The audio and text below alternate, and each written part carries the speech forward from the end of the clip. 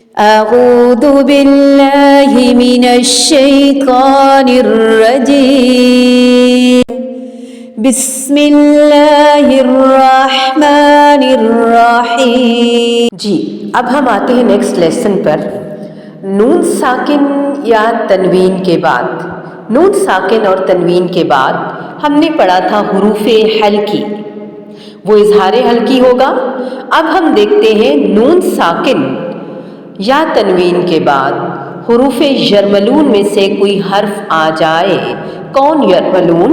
یا، را، میم، لام، واو، نون، جن سے مل کر یرملون بنا ہے، یہی اس کا مجموعہ ہے. نون ساکن یا تنوین کے بعد یرملون میں سے کوئی حرف آ جائے تو ادغام ہوگا. ان کو مکس اپ کریں گے، ان کو ملائیں گے، ان کو مدغم کریں گے، ادغام کریں گے. مدغم اور مدغم فی یعنی نون ساکن کو یرملون کے حرف میں ملائیں گے. اب سوال یہ پیدا ہوتا ہے کہ ملانے سے کیا آواز آئے گی؟ ملانے سے دو طرح کی آوازیں آئیں گی، ود غنہ اینڈ وداؤٹ غنہ. ادغام ود غنہ یا ادغام وداؤٹ غنہ، غنے کے ساتھ اور غنے کے بغیر.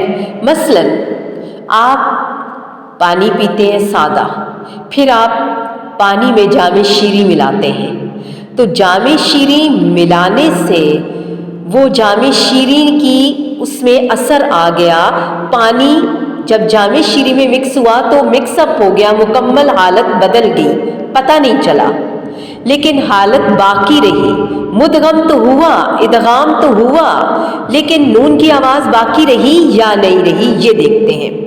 جیسے اب اگر ہم اس کو الگ الگ پڑھیں گے تو ہم پڑھیں گے من یقل، من یقل، اور ملائیں گے تو ہم پڑھیں گے من یقل، من وال، من وال، من وال، من مال، من مال، من مال، من مال، من وال، من وال، من نعمت، من نعمت، من نعمت، من نعمہ.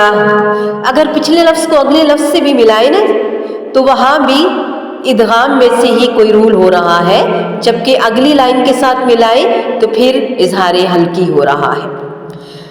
من یقل من وال من مال من نعمت من نعمہ.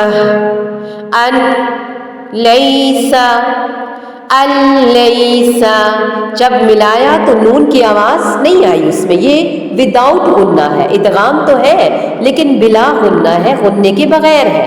اللیسا، اللیس، من ربک، من ربک، من ربک. عجبا یہدی، عجبا یہدی، مالا وولدا، مالا وولدا، قمرا منیرا، قمرا منیرا، عذابا نکرا، عذابا نکرا، مالا لبدا، مالا لبدا، أخذة رابية، أخذة رابية. اب یہ بار بار پریکٹس کرنے سے انشاءاللہ آپ کو بہت اچھی طرح سے ادغام سمجھ آ جائے گا. ادغام کی دو اقسام ہیں، غنے کے ساتھ اور بغیر غنہ، مع الغنہ، بلا غنہ. یومئذ، یوم، یومئذ یوم، یومئذ یوم. اگر اس کو مزید ملائیں گے تو وہ بھی بن جائے گا ادغام، لیکن آپ ایک ایک خانے کا پریکٹس کریں تاکہ آپ کو سمجھ آ جائے، پھر آیات میں اس کی پریکٹس کیجیے گا. یومئذ یوم نوح وعاد نوح وعاد یومئذ یوم یومئذ یوم نوح وعاد نوح وعاد کتاب مبین کتاب مبین. آپ کو یہ بالکل میک شور ہونا چاہیے کہ ود غنہ ہو رہا ہے یا وداؤٹ غنہ ادغام ہو رہا ہے. جہاں جہاں ناک میں آواز جا رہی ہے غنے کا تو ماشاءاللہ ہمیں پتہ ہی ہے، وہ سب ود غنہ ہو رہا ہے. کتاب مبین شیء نکر نون بھی متحرک ہے، کاف بھی متحرک ہے. شیء نکر شیء نکر. آگے دیکھتے ہیں بِأَخٍ لَكُمْ